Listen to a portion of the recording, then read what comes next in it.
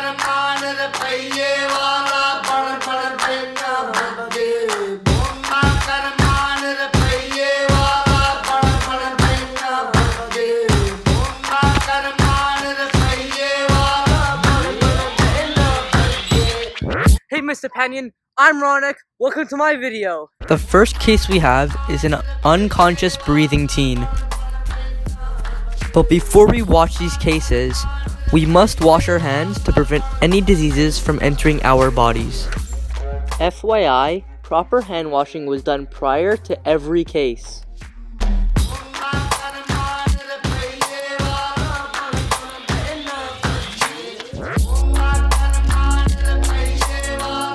Now that we finished washing our hands, we could proceed with the case. When I approach the situation, I stay calm to ensure I'm thinking clearly and do not make any mistakes. I approach with caution and check for dangers for myself and for the victim. I check for breath as I alert a bystander to call for help. I open his airway, put the victim in recovery position, and then later wait for the EMS to arrive.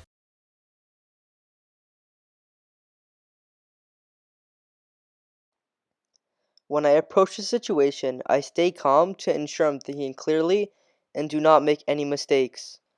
I check for dangers for myself and for the victim. I approach with caution, check for breath, and ask a bystander to call for help. I open the baby's airway and then put it in recovery position soon after.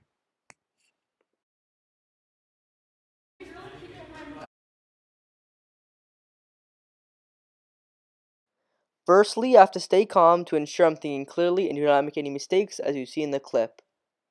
I check for dangers for myself and for the victim, and I approach with caution. I take the victim off of the bed because if I tried to give chest compressions, he would bounce up and down. I check for breath by listening, looking, and for feeling.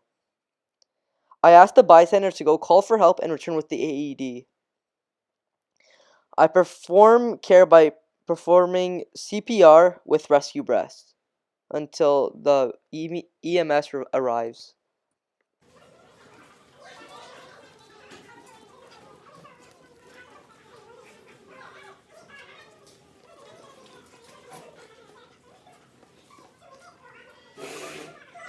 He's finally breathing. His ambulance on the way. Yes. Okay, what do you have to do? I have to put him in recovery position. Okay? So we're gonna flip him over. We have one more like this. Then tilt the airway back. Okay, great. I can wait here. Okay, we're good.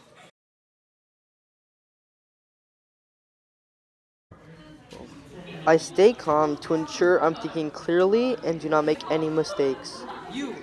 I check for danger for myself and for the victim. After approaching with caution, I check for breath and alert a bystander, call for help, and return with the AED. I provide care by performing compression-only CPR until the EMS arrives.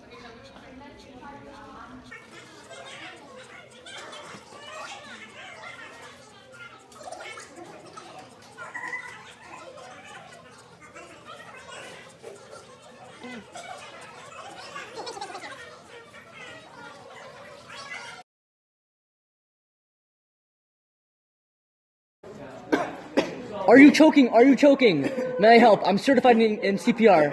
Okay, great. Can you just please calm down? Here's nothing around. Okay. 4, 5. 1, 2, 4, 5. 1, 2, 3, 4, 5. 4, 5. Are you good? Good. Oh no, a severe choking baby. I gotta help. Breathing?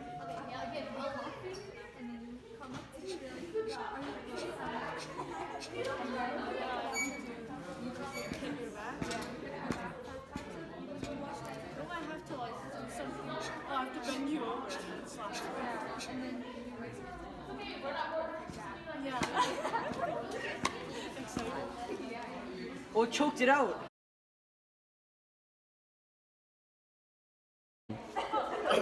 Are you choking? Are you choking? I'm certified in CPR. May I help? Okay. Please come over here. Please. 4, 5. 1, 2, 1, 2, 3, 4, 5. 1. Whoa. Next, I will showcase my bed making skills with a patient inside the bed. Good morning, Mr. Arjuna. May I come in and fix your bed sheets, please? Yeah. Great. In this clip, I am seen clearing my workstation of obstructions by moving the bedside table and then the chair as well.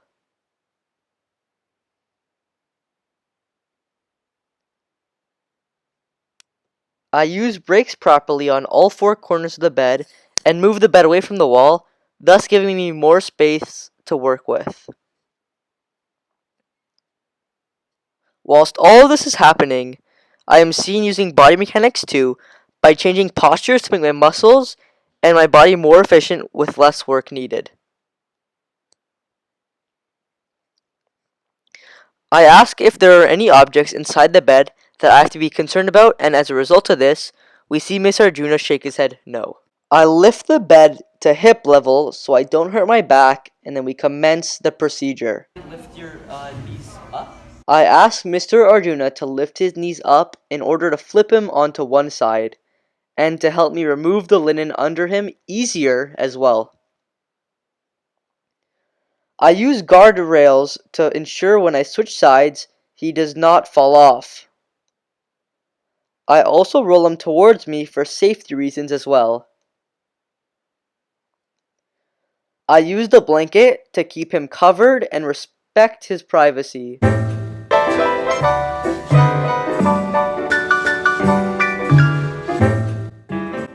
Keeping him dignified, I untuck the bottom linen and kindly and gently ask him to lift his head off the pillow as I ease it lower afterwards.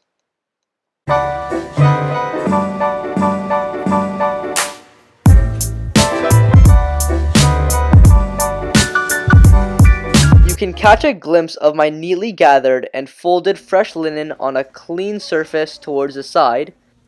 I loosen the bottom linen and roll them to the center of the mattress.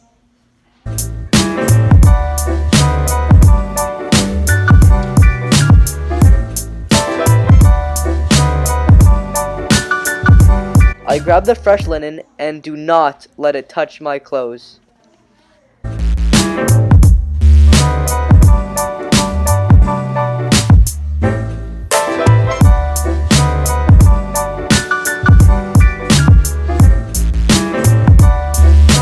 I apply the bottom sheet correctly. I know this because I made sure the linen would be equal on both sides, tight and neat with no wrinkles.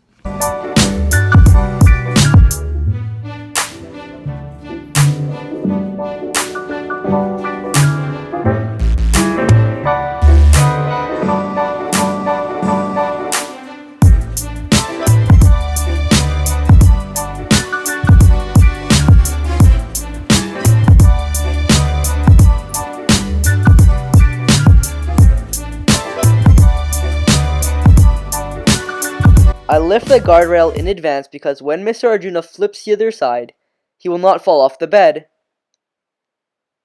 You're gonna feel a bump on your back once you roll over. I go to the other side to let him know that when he flips over, he will feel a bump on his back. I go back to the first side and I leave the other rail up for safety. I pull him towards me so I can ensure I get him where I want and so he stays dignified as well.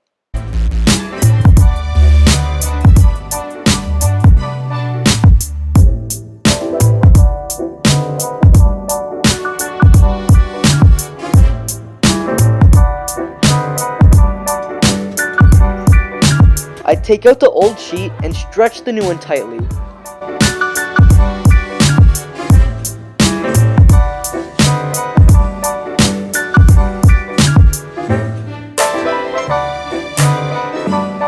I do a hospital corner procedure and then leave to grab the pillowcase.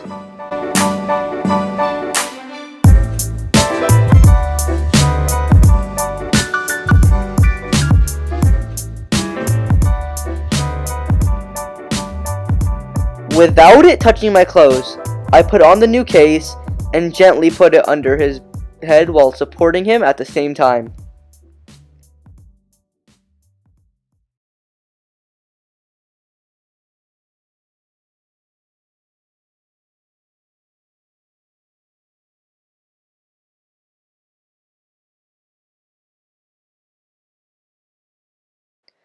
Finally, I lower the bed and put all controls on the side of his bed for easy access.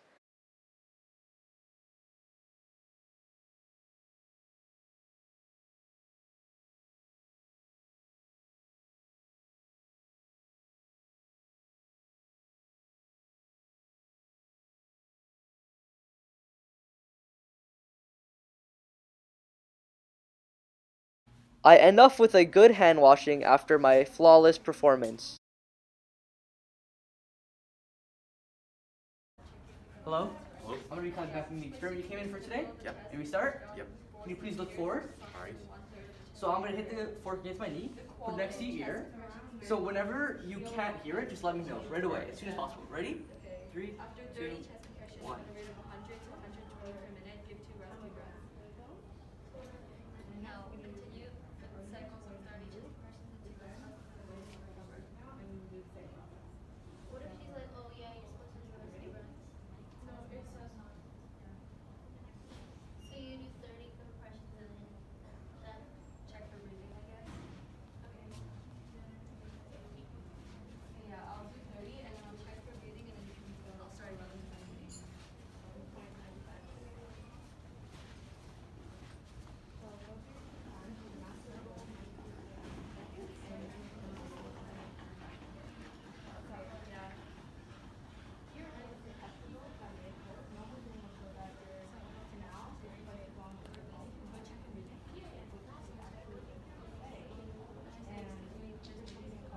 Alright, I can't hear anymore.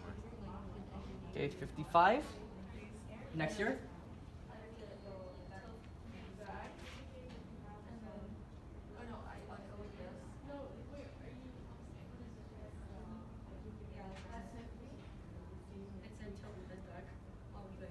Timer.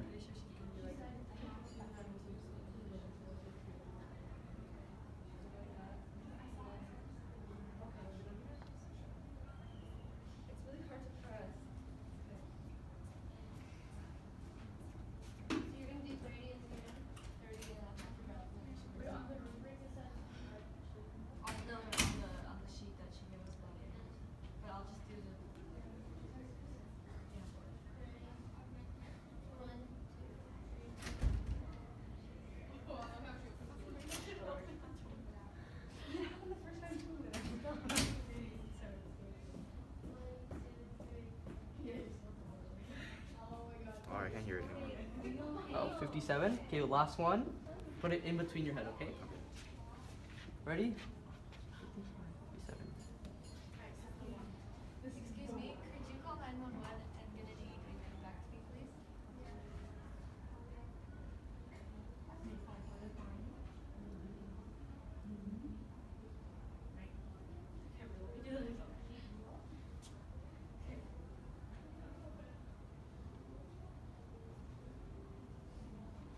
I can't sense or hear you. Okay. I'll be right back with your results. See you in a short bit. Thank you. Mr. Arjuna? Hello? So we have your records. So you can see your right ear's a bit stronger than your left. Alright. There's not much difference, but your right is stronger. Alright. Cool? Thank you.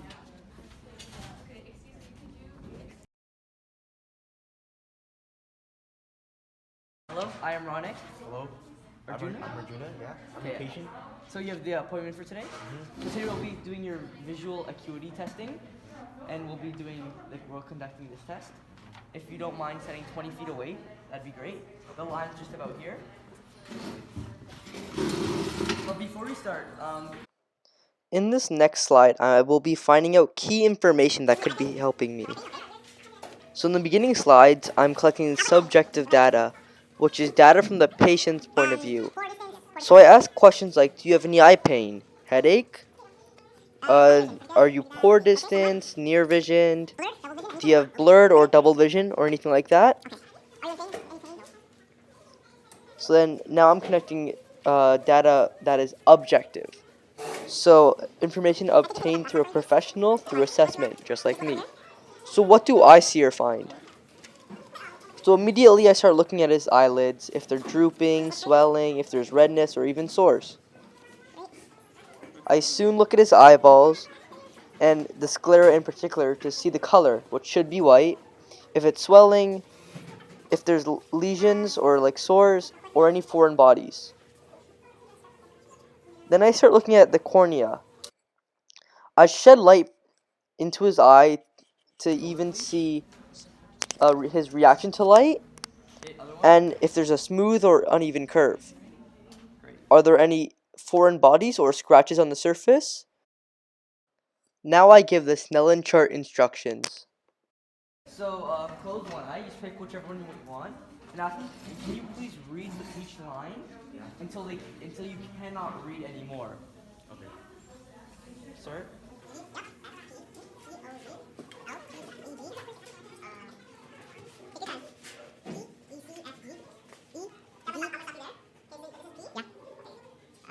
E, D, F, D, V, P, F. E, F, P, T, O, Z, L, P, E, D, P, E, C, F, D, E, D, F, O, Z, F.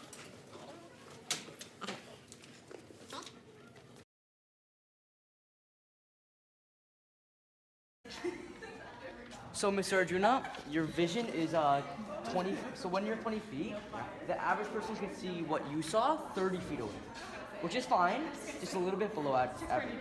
But you're still good. So we'll meet you at front desk and we'll run you up. Cool? Okay. Thank you.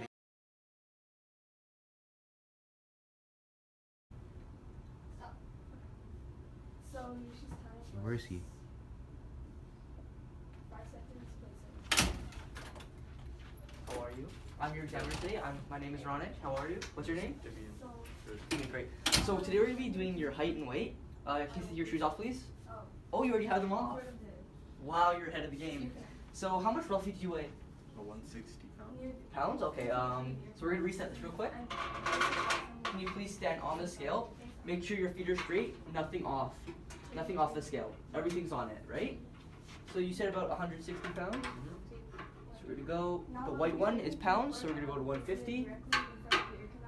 And since it's at the top still, that means it has to be in the middle for it to be even to find its actual height.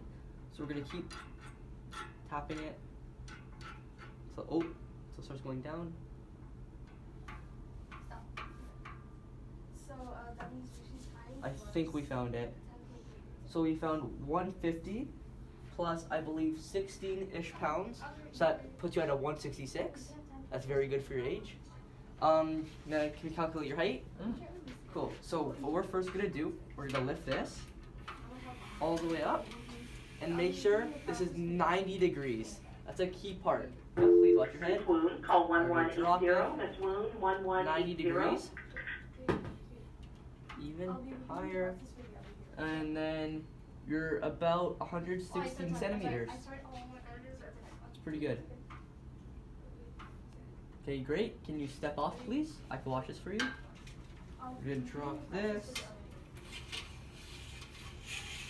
Now record your findings. So then 116 centimeters. And then 160. Great.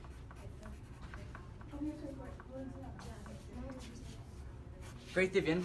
I'll have it run up and I'll have your information at the front. Thank you.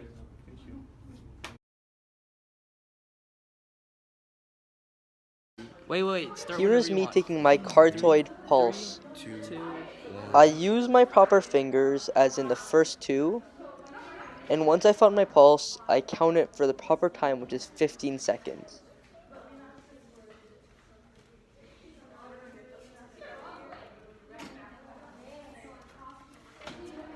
Alright. 18. I do the appropriate math by multiplying my beats times 4 to find the beats per minute, which is 72. The average is between 60 to 100. To show great signs of pivoting, I place one foot slightly ahead of the other. I turn both feet at the same time, pivoting on the heel of one foot and the toe of the other. Maintaining a good center of gravity while holding or carrying the object is clearly necessary. I avoided stooping, I squatted, and I used my leg muscles to return to an upright position. Covering the mic. Oh no, someone's covering on the the mic. ground. Hold it like that. Oh no, someone's on the ground. Oh, okay, the first things first, I have to calm down. I have to check for any dangers for me and him, so I have to move him out the way. Yo, you, go call the ambulance. Okay, sir. Okay. First things first, I have to check for breathing. So I'm gonna look here, sure nothing's going on. Okay.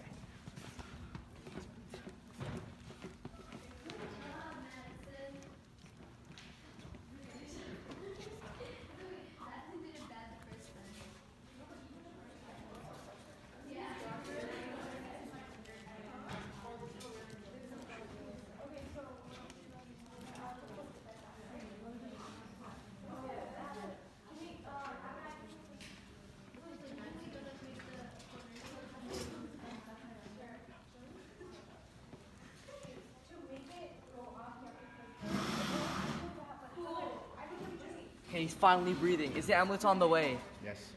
Okay, what we have to do is to put him in recovery position. Okay? So we're gonna flip him over. We're gonna have him like this. One leg like this. Then tilt the airway back. Okay, great. I can wait here. Okay, we're good.